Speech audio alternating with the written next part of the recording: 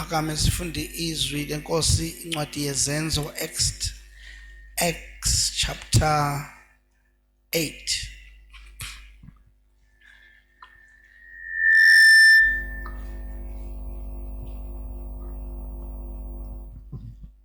Incwadi yezenzo chapter 8 verse 26. Kepha ingelosi yenkosi yakhuluma kuFilipu yathi, suka ngaseningizimu endleleni ephuma eJerusalema ehlela eGaza, yona eyihlane. Wayesesuka wahamba, bheka nansi indoda yase-Ethiopia umthenwa, isikhulu sikaKhandake, unkosikazi wase-Ethiopia, ebiphezu kwengcebo yayo yonke, ibifikile eJerusalema izokhuleka. Ibisibuya ihlezi enqoleni yayo ifunda umprofeti uIsaya. Umoya wathi kuFilipu, sondela. Number 1. Number 2, unamathele kuleya nqola. Sondela unamathele, kusho umoya ongcwele. Sondela unamathele. Sondela unamathele. Go near and overtake this chariot. Right.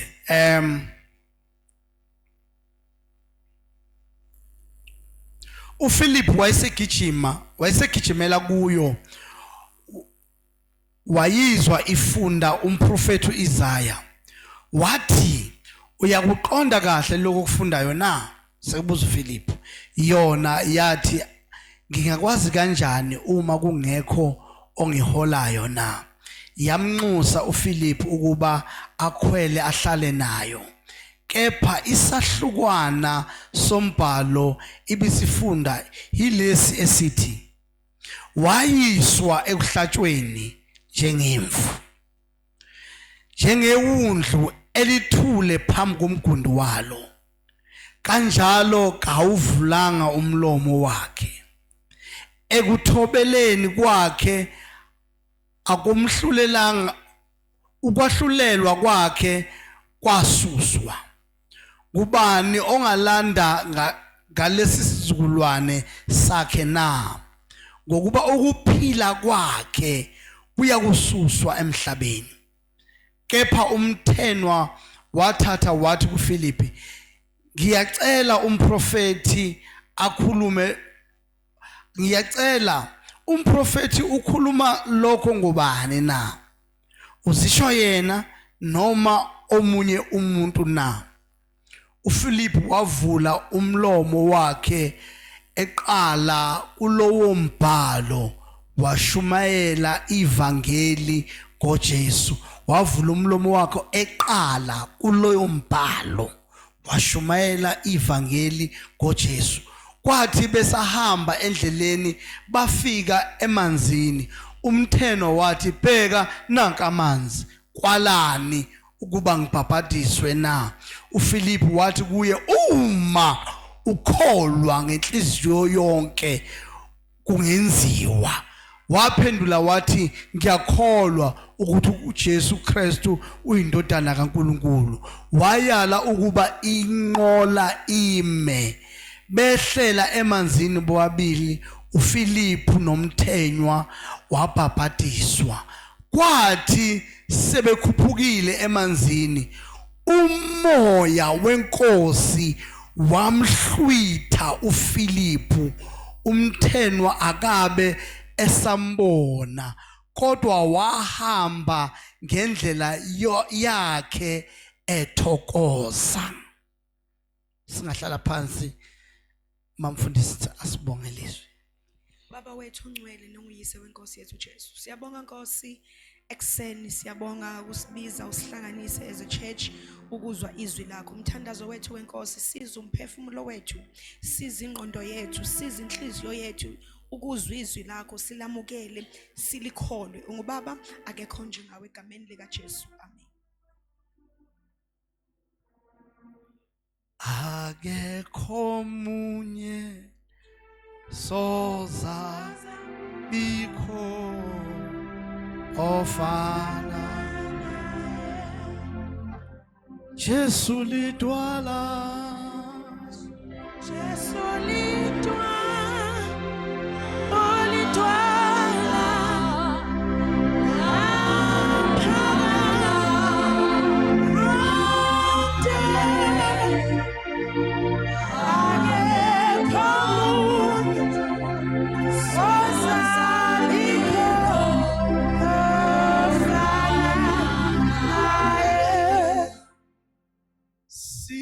Shona pisi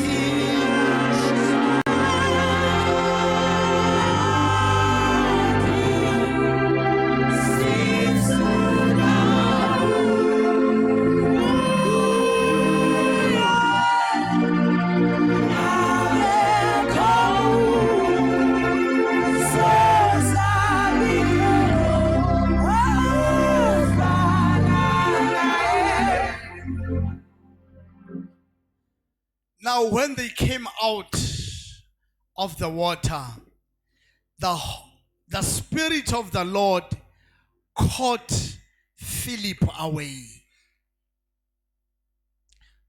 so that the eunuch saw him no more, and he went away. Okay, and he went on his way rejoicing. Glory to Jesus. Glory to Jesus. Bafowethu namhlanje ngifuna sithandaze. Mhlambe ngeke sibambezelane. Ngifuna sithandaze ngento ethi the Holy Spirit who can caught us away. Umoya ongcwele ohlwitha nayo.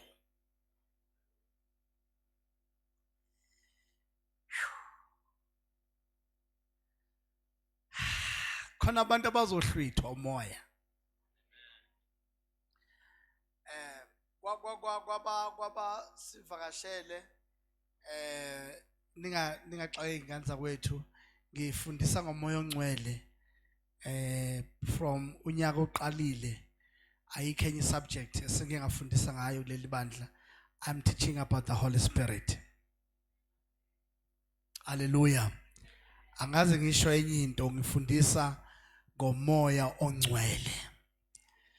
Kuningi kakhulu esesikufundile nesikuqondayo ngomoya ongcwele, ama gift kamoya ongcwele, ukusebenza kwakhe, yonke lento ekumoya ongcwele. Kodwa ke namhlanje ngizokhuluma ngokuhlwithwa umoya ongcwele. Awusanibonani bazalwane? Sanibonani bazalwane? Namhlanje ngizokhuluma ngeintombi ehlwithiwe umoya ongcwele. Ukuthi uyibona ngani intombazane ehlwithiwe? Intombazane ephumile kuyo yahlwithwa. Sokhuluma ngobaba abahlwithiwe. Sokhuluma ngeinsizwa ehlwithiwe. Sanibonani Holy Seed. Namhlanje sokhuluma ngomama abahlwithwe inkosi. Thi iBhayibheli umoya ongcwele wamhlwitha uPhilip. Kusho ukuthi ngeze indlela umoya ongcwele uyakwazi ukuhlwitha umuntu. Wambeka kwenye indawo. Hallelujah. Njalo uma une assignment uNkulunkulu akubizele kuyona, wenza show umoya ongcwele ukuthi you are no longer yourself. Awukho enyameni kodwa uhlwithiwe. uNkulunkulu sivusele kuleli bandla leinsuku zokugcina insizwa kuzwane intombi, obaba nomama, abantwana abancane abazoba caught up in the spirit. Philip was caught up.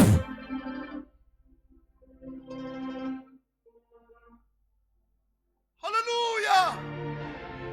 Bazalwane ngithi mina Philip was caught up by the spirit. Sidinga abazalwane abazobanjwa, who are going to be caught up. Lithi lezulu wahlwithwa umoya ongcwele. Hallelujah. Umoya ongcwele uyahlwithana.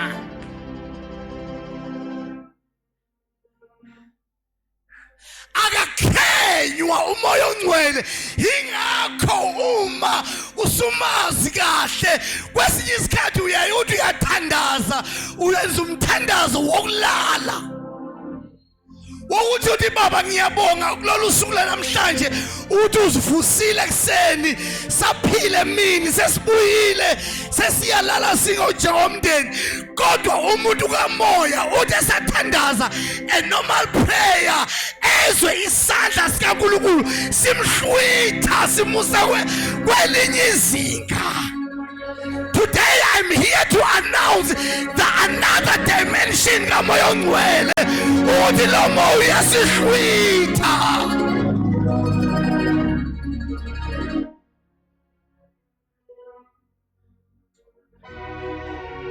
Kwasisikhathi uthi baba egameni likaJesu uma nuhlwithwe lapho khona.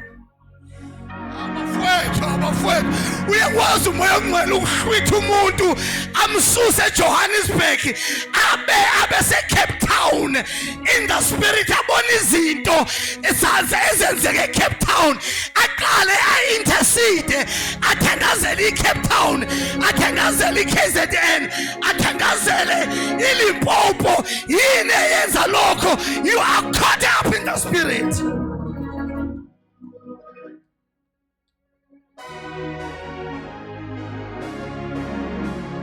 The next level of the Holy Spirit is to cut us up. Usihlwitha in our comfort zone.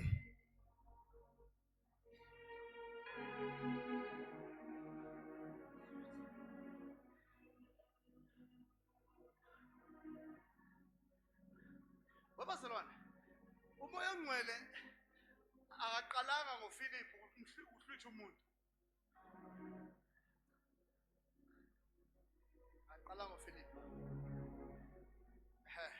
Ngelinye ilanga kwake kwahlwithwa indoda okuthiwa uHezekiel umprofeti.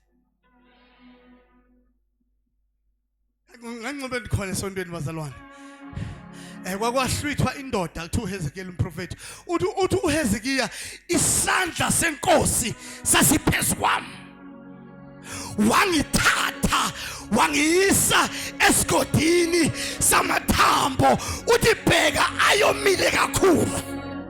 Shuthi ngezinye indlela uma uhlwithwa umoya ongcwele uhlwithwa isandla sakhe. Okwesibili, uma uhlwithwa umoya ongcwele ubonisa izinto abantu abasenyameni abangakwazi ukuzibona.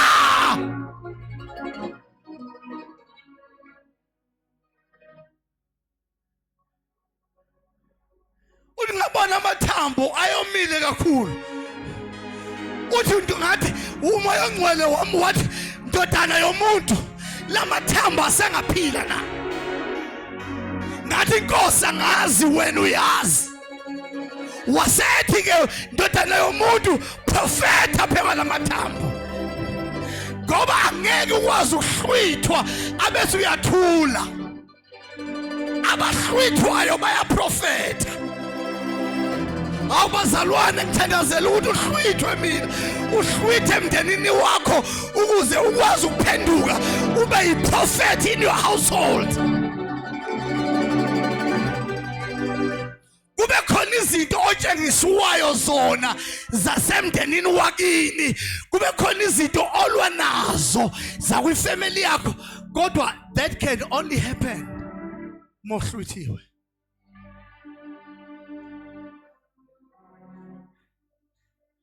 Yabona mohluthiwe uthi abantwana bala ekhaya kwagcina ngathi ukuthi bengafundi. La ekhaya kuzophuma ama graduate. You are caught up in the spirit. Usuhluthiweke manje. Usuphumile eqale kwisweni sakini. Usuphumile ey'ntweni ezivimba umndeni wakini ukuthi uphumelele. Uthi la ekhaya bake baqala amabhizinisi angaphumelela. Kodwa uNkulunkulu mina, because I operate in the spiritual realm, I can see things. Ngiyakhuluma kulomndeni. Kuzovuka businessmen, kuzovuka amadoda kaNkulunkulu, kuzovuka abaprofeti bakaNkulunkulu. You speak to your situation.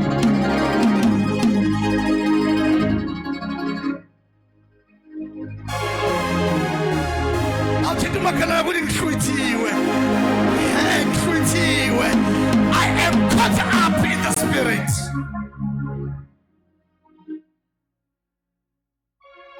Asibesafani isimo sakho njengasekuqaleni once you are caught up in the spirit. Into kufele uyilwele njengomzalwane. Lord, I need to be caught up in the spirit. Ukuhlwithwa.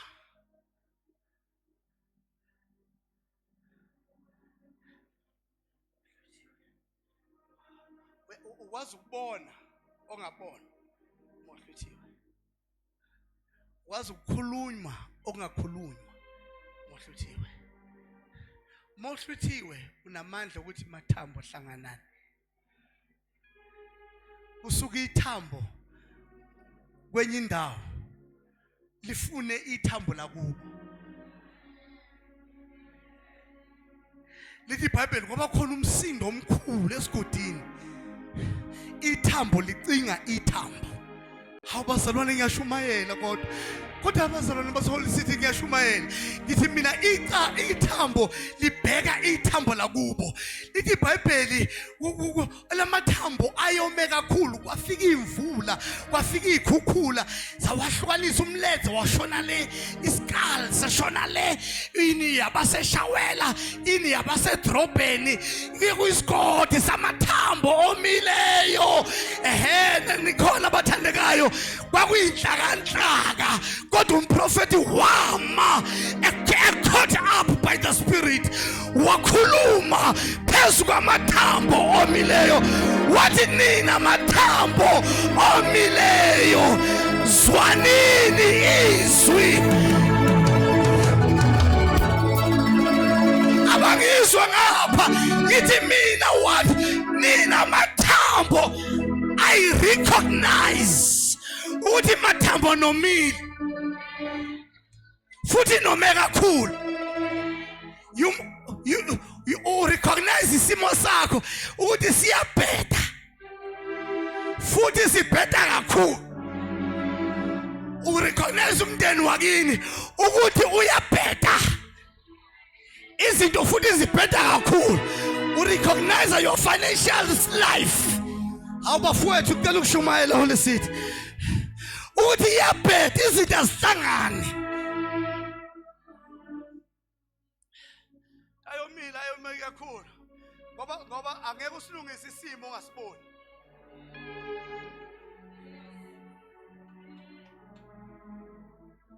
Ngobazalwane ngithi mina angeke usilungise isimo ongasiboni.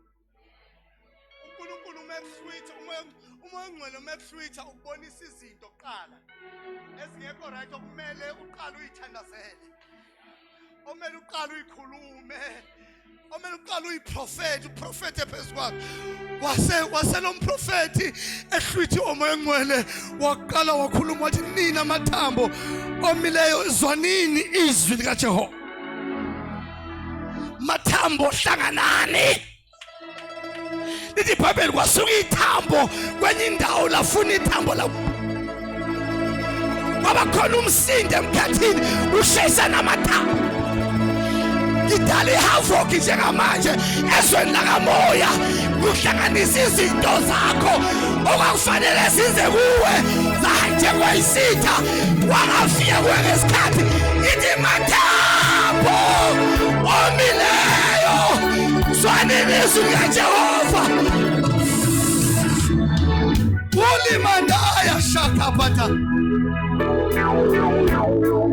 I rearrange the things in the spirit. Ngihlanganisa izinto engahlangani. Ngihlanganisa izinto ezahlukene. Namhlanje webazalwane basawali sithi namhlanje izohlanganisa izinto ezingahlangani. Njengoba ngishumayela khona iHavoc.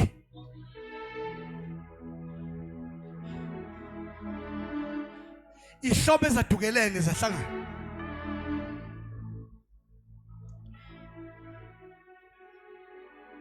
Umndeni wakho will never be the same ukhona wena.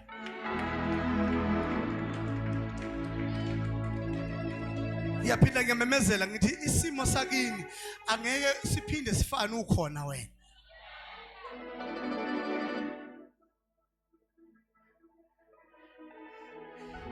You might be born poor, kodwa wena unakho konke okudingayo kuKristu.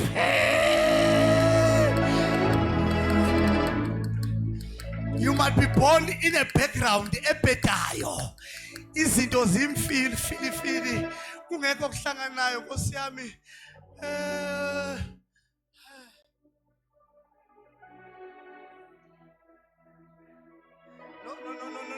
No samayo kuyabheda. Yabona no samayo uyabheda. Yabona. Uthi uyazama. Bafana namhlanje am rearranging. Yabona ngikwatile bafethu. Yabona uNkulunkulu uthena namhlanje he wants to cut us up. Yabona wayithengela imoto. Uthi uyayibusisa. Kanti uhamba ngamateksi. Udeni ulokuhamba ngamateksi. Udeni ulokuhamba ngamateksi uthengela imoto. Uthengela imoto nje. Encanyana nje uhamba. Abese ulifta umakhelwane wakho. Mall. Ulifta umakhelwane wakho mall. Mefike umehlise emall uhambe emahala. Umsevela isikhathi. Umuzi umakhelwane esehle Mark. Hey Mark ngiyabonga elift. Nkosami nami mase ngitholela isikorokorwana sami nje. Esijengalisaka.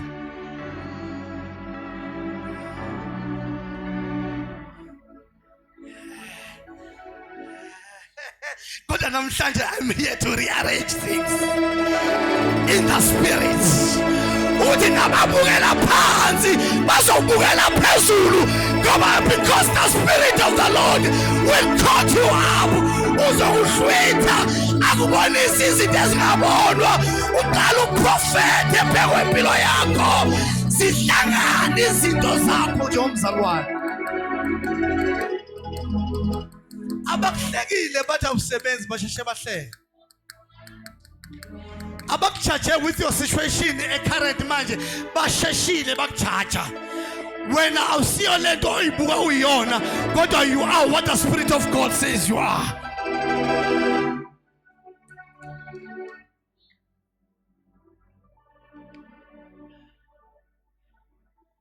Maqedwe ukuhlangana amathambo wathi ke manje isho kulamathambo ukuthi inyama imsipha adevelop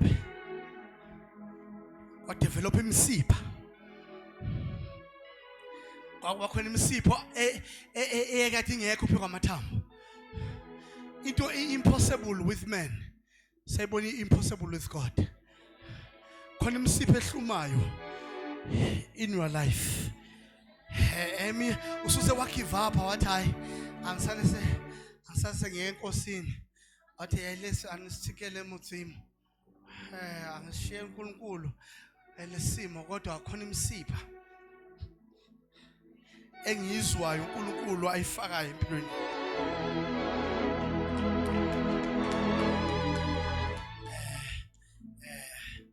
Wathi ube khona inyama sabona inyama icover iskin kwase kuba nje isidumbu esilele wasethi ke prophet aphekwa lokho wesidumbu sibonayo thani moya kaJehova ngena phekwa lesidumbu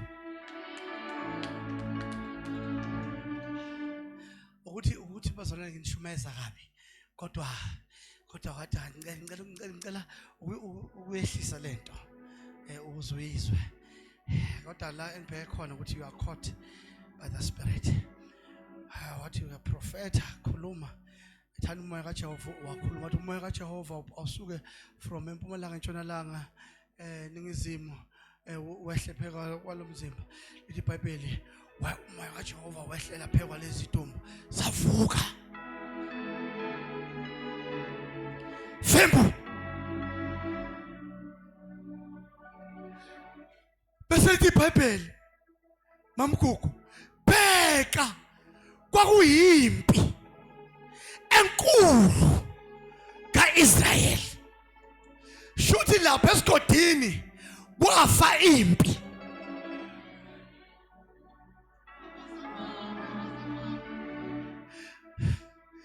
uma amasosha kaIsrayeli efa ayisesigodini ngelinye ilanga kuyoshumayela ngokuthi akuliwa usesigodini ungayilwi impi usesigodini kodwa you must remain on top ngoba uNkulunkulu wethu uNkulunkulu wentaba uNkulunkulu unamandla entabeni uNkulunkulu unamandla emthandazweni uNkulunkulu unamandla kwi-fasting uNkulunkulu unamandla edumisweni that is our mountain intaba zethu esilwa ngazo ungalwi impi yenyama ungehli uye kwiveli ngoba isitha sinamandla kwiveli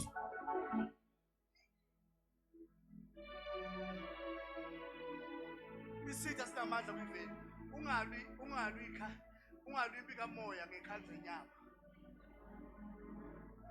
Don't try to fix the country ngokuhlakanipha kwakho nangokwazi ukuthi uma bengithuka nami ngizobathuka ngiyathukana mina ngithuka kakhulu ngizobabonisa uma behlaza nami ngizobahlaza ungalwi ngalezo ikhali lezo uyofa uyothola abantu abahlaza kakhulu kunawe bona vela basaba uNkulunkulu uyothola abanye abanamanga wena kwazi ukuqamba manga. Can I say this?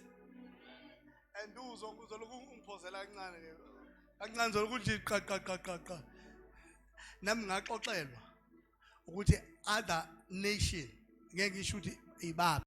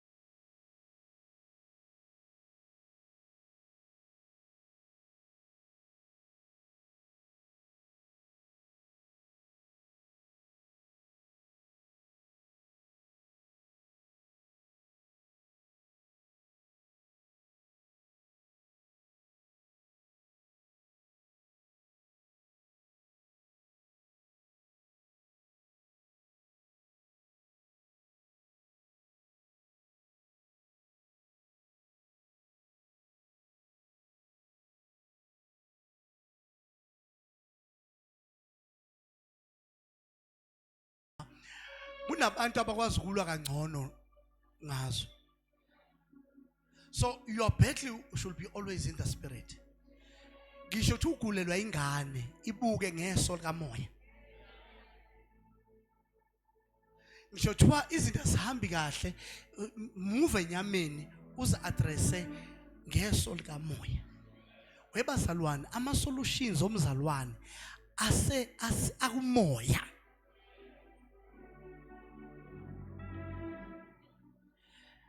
Can I tell you something, bazalwane? Can I tell you something? Can I tell you something? Mfuna uva. Uyabona umzalwane kamoya akavimbeki. Umuntu kamoya because akavimbeki. Uyabona khona indoda uthiwa umpostoli uJohn. Johan ubonani na ithabana izulu elisha no hlabo musha. Angithi sicole lokucula ngithi bazalwane. Johan ubonani na.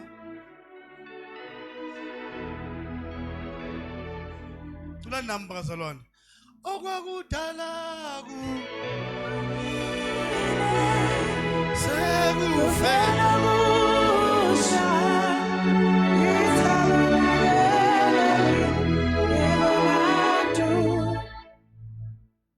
Mzalwane loya uJohn was caught up in the spirit. Yabona ngifuna isibindi bangishumayela lena ngoba manje ngimayiduzo kwamama ukuthi angisupport yabona. Funa isibindi. Yabona. Abapostoli mufunda ihistory yabo kwezinye incwadi and church history bafa kabuhlungu. Apostoli abafanga kamnandi. Yangizobazalwane. Uma sithi silifuze lelo bandla elaqala labusizwa, uma sithi we want to be caught up in the spirit, we must be ready to face death. Abese sithi ukufa kithi kuyinzuzo, ukuphila kunguKristu.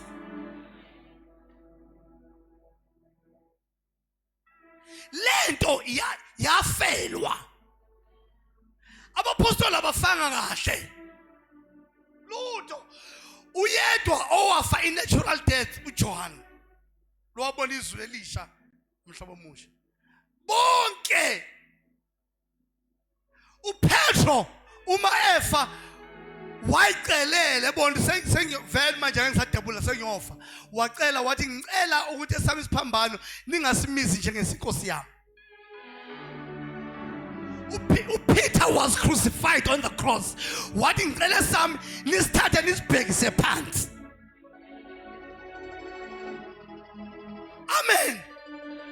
Amen bathandekayo.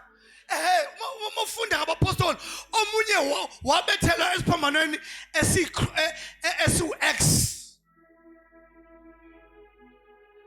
Abanye bafa ngenkemba.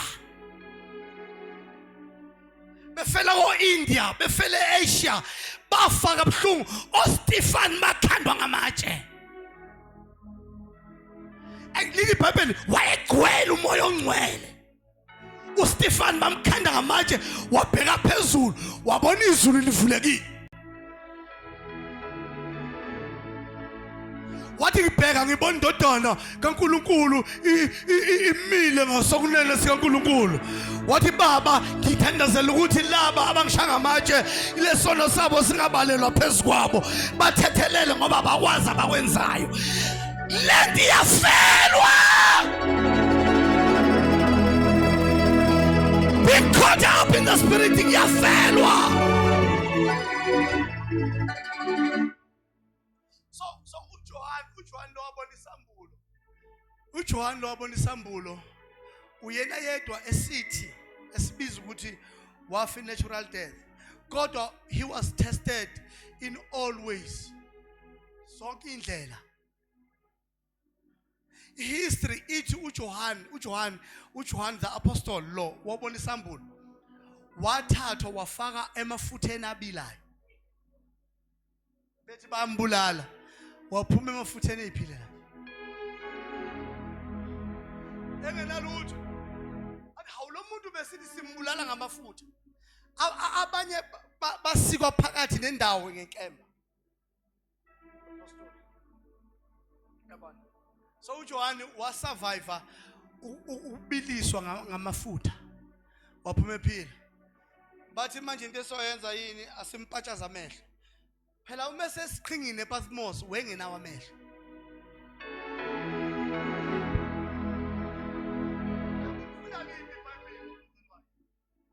uJohane wayepatshaziwa amehlo. Bathi bazama ukumbulala wangafa bampatshaza amehlo. Kodwa sibona caught up in the spirit. Hawu bandla kaNkosi. Sibona uJohane ebhala engaboni. Sibona uJohane eboniswa imfihlakalo engaboni.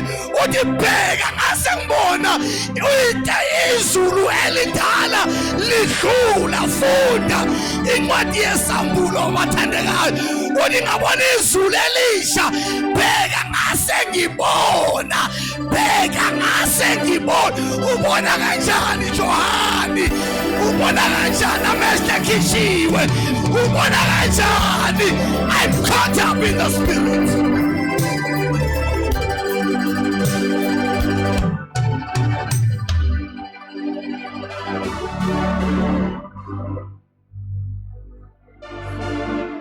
When you are caught up in the spirit, ukhona ukubona. Ungaboni. Kodwa ukhona ukubona. Wabhala incwadi yonke esambulo engenawo amehlo. The whole book of Revelation yabhala umuntu ongenawo amehlo. Akabulawanga emva kwencwadi yesambulo. Wabulawa before abhale. Kuyo ingelosi yebandla lasePhiladelphia. Nakho akushoyo umoya. Ngiyayazi imisebenzi yakho. Ukuthi awubandi awushisi. Usivivi. Ngizokuhlanza.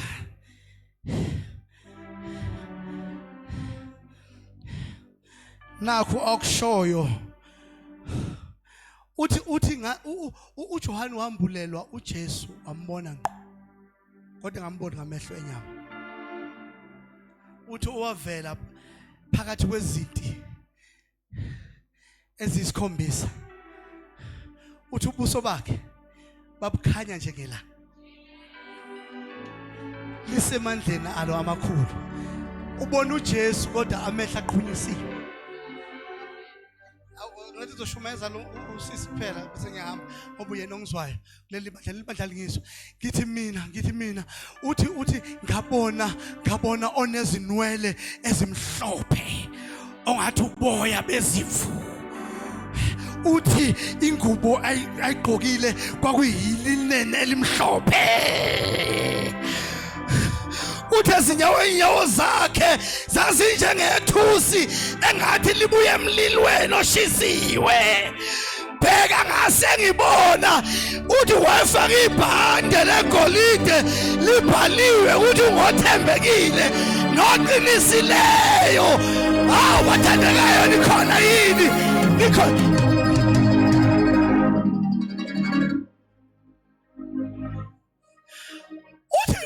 uJohane umbona engaboni. Uthi amehlo akhe alobiza amalanga bomlilo.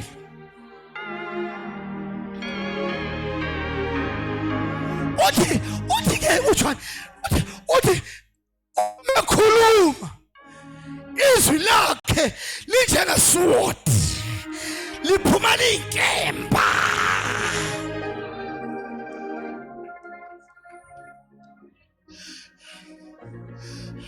Uthi umephakama esitulweni sakhe sobukhosi yonke into esezulwini iyaphawa.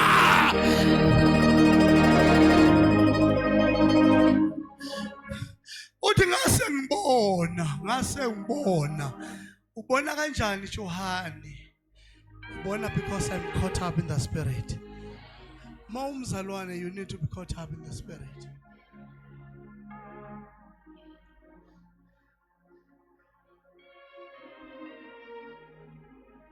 Ngaze ngayishumayela into against biology.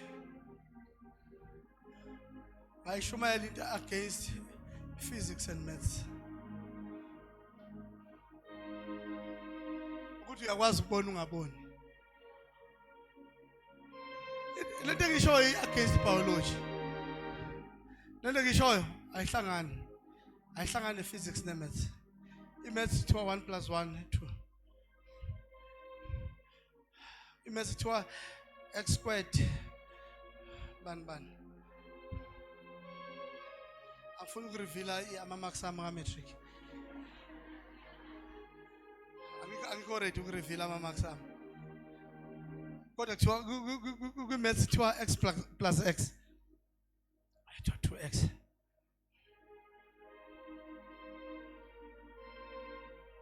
awunikhona abathandekayo uNkulunkulu sivusele ibandla elikhothamo sivusele ibandla elizobona izinto ngendlela uNkulunkulu ayibona ngalo nangulo wase-Ethiopia wala e-Afrika lo mzalwane esifunde ngaye wase-Ethiopia la e-Afrika ubuye eJerusalem. He was a treasurer wayebamba iposition kaMamdu Makude. He was the treasurer of Queen of Ethiopia. Ya useyabuyela ekhaya ke ade uthandaza eJerusalem usehlezi nje ehashini lakhe ingelosi libhayibheli ingelosi kaNkulunkulu isikhuluma noPhilip ithi ehla eJerusalem uye eGaza in an open space uzofica indoda yase-Ethiopia eAfrica. Umoya ongcwele uhuba ama-Africans. Abangizwa ngasesi abangizwa. Umoya ongcwele uhuba ujaha thina ama-Africans jaha thina. Akithi wafika wathi umoya ongcwele uPhilip sondela phinda unamathele kule ndoda wasondela kwichariot. Hayi uPhilip wasethi umoya ongcwele ombuze lo ukuthi wenzani. Hawu wasethi indoda ubhizi ngani lapha. Athi hayi ngifuna incwadi kaIsaya. Wasegebela uPhilip. Wathi uyaqonda yini? Wathi hayi ngaqonda kanjani engekho umuntu ongifundisayo. That is a message of another day mamdiyala. Ngaqonda kanjani lokho ngifundayo engekho ongifundisayo. Gibela. Uma ngishumayela ngiphana ama-theme njalo imessage amayishumayelo nabano shumayela. Shumayela ngokuthi ngizofunda ngizo-understand kangani engekho ongifundisayo. Wakibela. Yafunda ke lo ukuthi wathwala izono zethu wathwala ihlazo lethu ufunda the passage of the scripture usethi lo you understand into oyifundayo angi-understand sizobe from next week iphasika sobe si-understand sana le ncwadi le khona bazalwane ya sobe simbula uJesu ngephasika sishumayela lutho yothi unesambulo esivuthayo esithini sishumayela ukubethelwa kaJesu nokuvuka kwakhe kuphela. Ngisho wena ufuna ukufundisa ngobani? Today I want to teach about mana uzofundisa ngalokho sifundisa ngokufa kaJesu ngoJesu osindisayo namandla esiphambano phela yonke into is about Jesus. Next week ikhona bazalwane so ke to cut my story short ulentozana leli Bible waqala ukushumayela from that scripture, from that passage. It was a point start sakhe sokushumayela ngoJesu ngoba ipoint yethu yokuqala ukushumayela uJesu. Ngiyangizwa bazalwane, ipoint yethu yokuqala awushumayele enye into, siqala kuJesu. Waqala wambula ke leyanto ke eku-Isaya. Yabona waqala wambula yona ke uPhilip waqhubeka nayo washumayela ngoJesu washumayela ngobethela kwakhe. Hey the Enoch, the Ethiopian man, wathi no man ngayizwa lento bathi mebedlula ngasemfuleni wasethi hayi manje awungitshele ke kwalani uthi ngibhaphathiswe. Wasethi uma ukholwa ngenhliziyo yakho ungabhaphathiswa wathi ngiyakholwa ukuthi uJesu uyinkosi.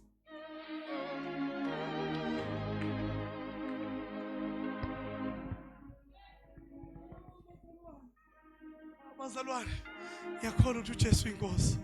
Wathi ke Philip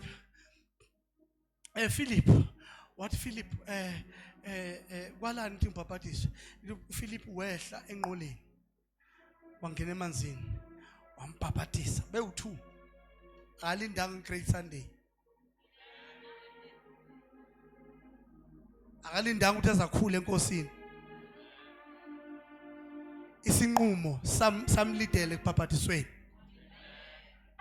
Isinqumo sokusindiswa samlidela ekubhabhatisweni. Umfaka emanzini umthanda umbhabhatisa egameni likayise nelikandodana nelikamoya ongcwele. Amfaka emanzini waseyaphuma. Waphuma washaya izulisa umoya ongcwele. Baphindela enqoleni. Bahamba. Bathe nje bebesuka the Holy Spirit wafika and wamhlwitha uPhilip. Le ndoda lelibhayibheli yahamba inokuthokoza indlela yonke yayisimtholile ibimfuna. Yayisimtholile kufunayo. But ibhayibheli umoya ongcwele wamhlwitha. Thandaza umoya ongcwele akuhlwithe.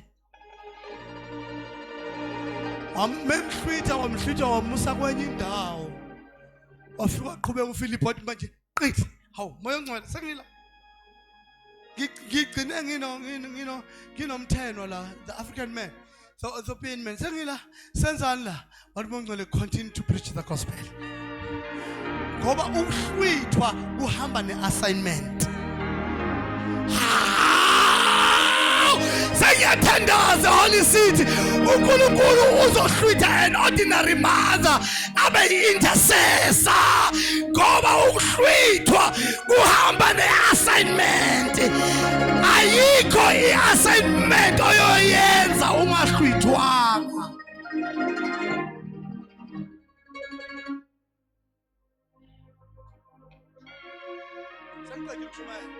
Abazalwane niyazi why sine mess engaka ku leadership yebandla ukuthi sinama leaders eswa appointayo angahluthiwe. Angisho lento umuntu amsimanga. Uyazi why sine crisis engaka kuma worship team. Ama worship team ayakwebhana ayalwa ayagosipha. Baba ne meeting after meeting kade sine meeting si discuss iphinde iqala enye meeting yaba u2 bethi kodwa uyizwile lento besho umambani noma umzwile ubani usisa bani hayi phela thina ngeke sigqoka ama crocs I conference yonke thina ngeke sigqoka ama heel I conference yonke I crisis umoyibona in the whole place idalwa ukuthi sibeke abantu abangahlwithwanga.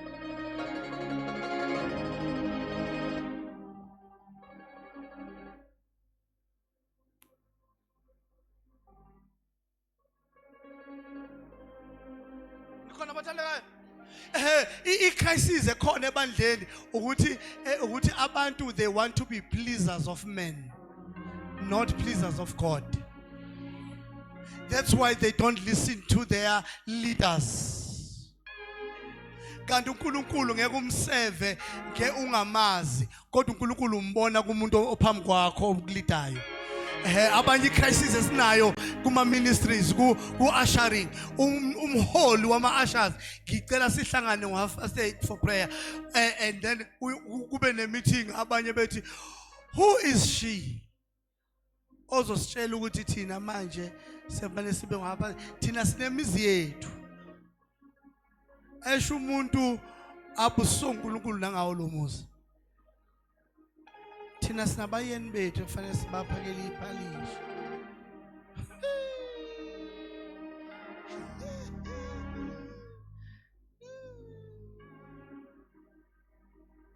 Ikhona bazalwane? Yeah, inkinga sinayo bazalwane akusikhona abantu aba available to serve kodwa abantu aba caught up that diamond. Yeah. And ibandla line challenge abantu aba caught up. Abantu aba caught up. Abantu aba caught up abanawo ama issues. Because they have the heart of serving. They respect each other. They treat each other with dignity. They serve. They serve. But they serve. Ma olida yetu bafowethu siyasala si connect instrument. umuntu caught up in the spirit akathi uthi asale lo siqoqe ibhika lo sikukana nebhika lesontweni usho yena ngoba kunamama sel mina nje ngoba nginje khona kanjani ispeaker lezasinda lezi ibhika.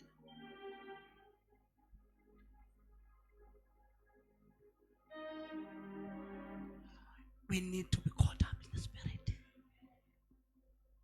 Ayisandi nganibiza ngamagama bazalwane. Bizo. You need to be caught up in the spirit, my girl. Impumelelo yakho isekuhlwithweni umoya ongcwele. Impilo yakho ungayiphatheli wena kodwa uphathelwe yilo okuhlwithile.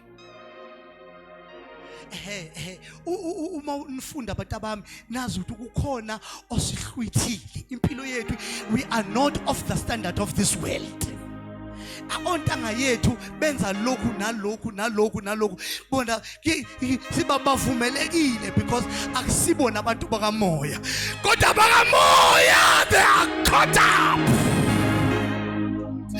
Ngiboshelwe ejogeni. I am caught up in the spirit.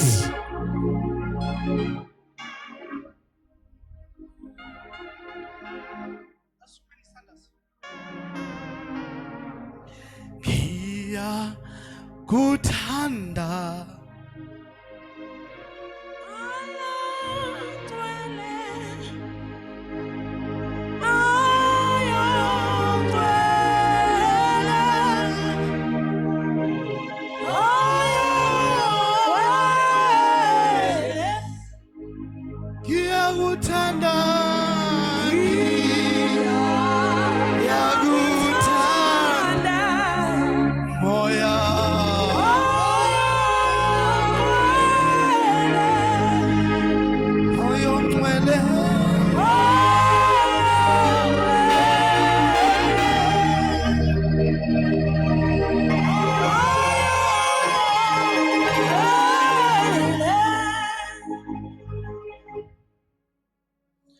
right now. As we are singing this song, the Holy Spirit is ministering in your life, in your personal life. He is cutting you up to see izinto ezingabonwa ngamehlo enyama kodwa ezibonwa ngamehlo kamoya. As young as you are, amehlo akho kamoya azovuleka ukwazi ukubona imfihlakalo yaNkulunkulu. As a mother, as a father,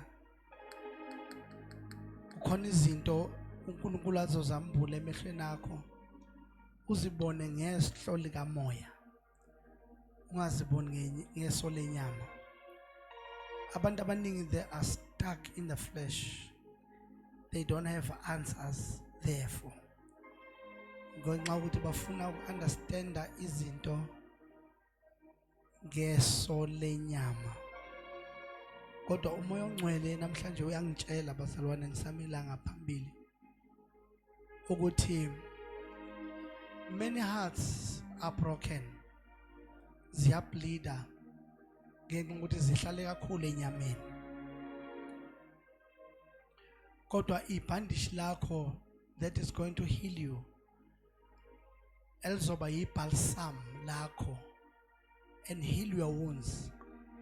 It is in understanding the Spirit of God. It is in allowing Him to work in your life.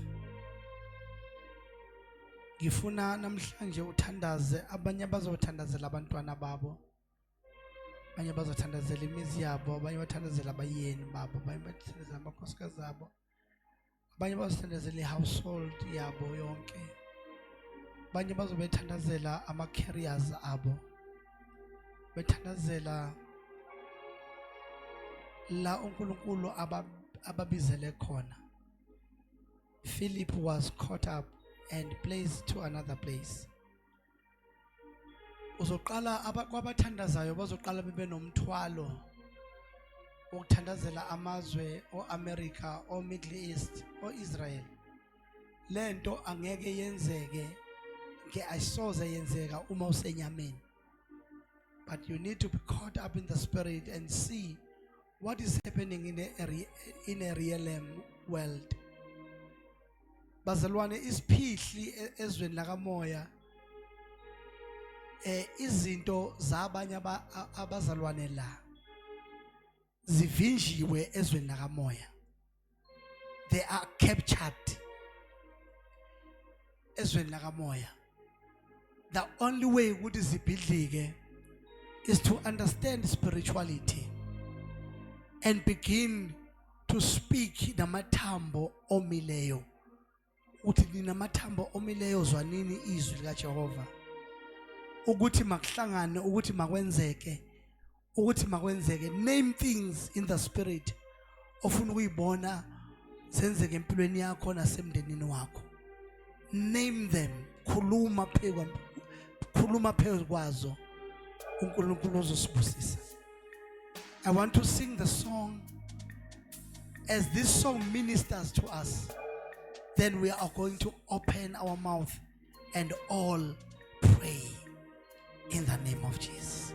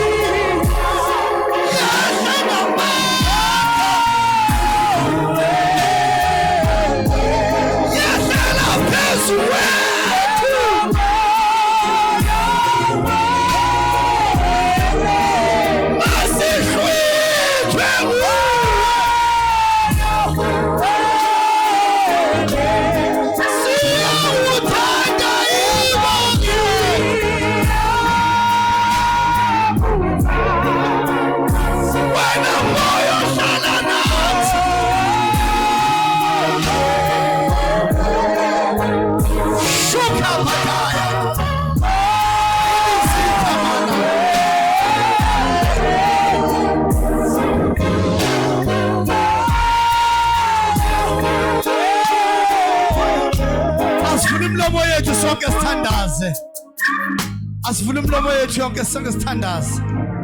Ikhapathaya sala maya. Khuka tata. Moya ongcwele siyabonga egameni likaJesu. Moya ongcwele khothas. Sihlwithe.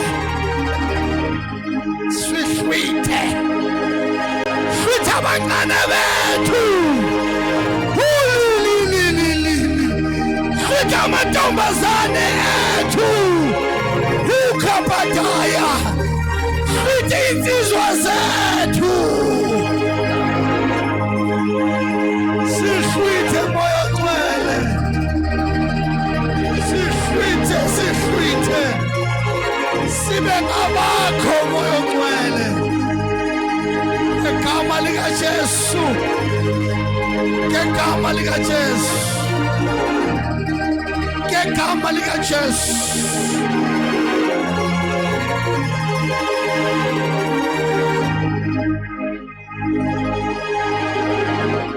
Fuki bataya sayaka. Uli mashanta kabata.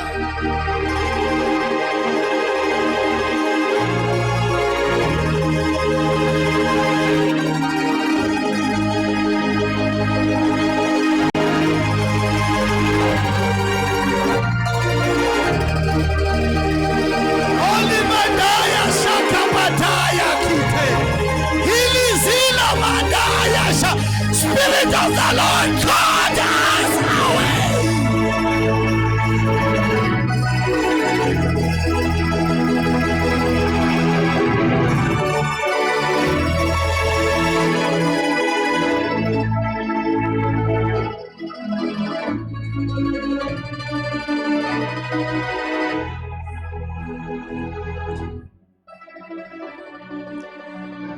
That time man also thunders. Continue to pray. Continue to pray. Continue to pray. Continue to pray.